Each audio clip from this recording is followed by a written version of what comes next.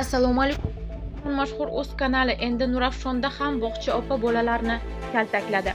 Kanalimizga obuna bo'ling va bitta like tugmachasini bosib qo'ying.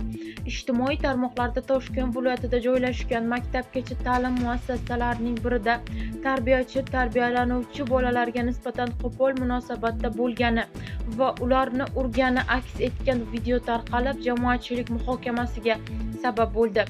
Holat bo'yicha viloyat maktabgacha va maktab ta'limi boshqarmasi munosabat bildirdi. Ma'lum qilinishicha, voqea joriy yilning 2-aprel kuni Nurafshon shahridagi oilaviy nodavlat maktabgacha ta'lim tashkilotida sodir bo'lgan. Shu kunning o'zida shahar maktabgacha va maktab ta'limi bo'limi tomonidan mas'ullardan iborat ishchi guruh tuzilib, muassasada o'rganish ishlari olib borilgan.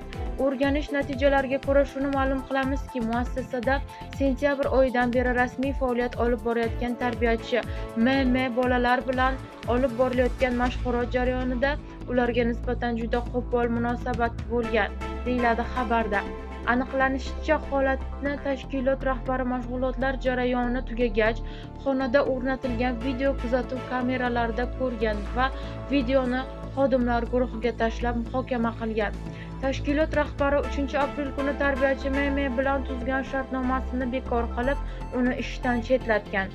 Ishchi guruh mas'ullari muassasada tarbiyalanayotgan bolalar holatini ham o'rgangan. Bolalarga shikast yetmagani aniqlandi. Tashkilot xodimlariga tushuntirish ishlari olib borildi, deyiladi xabarda. Ayni paytda holat bo'yicha shahar ichki ishlar boshqarmasi tomonidan surishtiruv ishlari olib borilmoqda. Eslatib o'tamiz, avvalroq bog'cha Toshkent viloyatida Zangiota tumanidagi xususiy bog'chalardan birida ham tarbiyachi bolalarni kaltaklagan edi.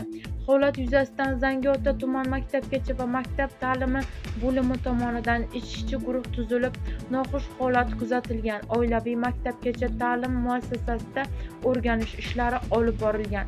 Joriy yilning 6-mart kuni esa maktabgacha va maktab ta'limi vaziri Hilola Umarova davlat va nodavlat maktabgacha ta'lim tizimi mas'ullari bilan uchrashuvda 2024-yilda bolalarga nisbatan ishlatilgan qo'pollik yuzasidan murojaatlar ortidan 32 nafar rahbar va tarbiyachi ishdan olindi.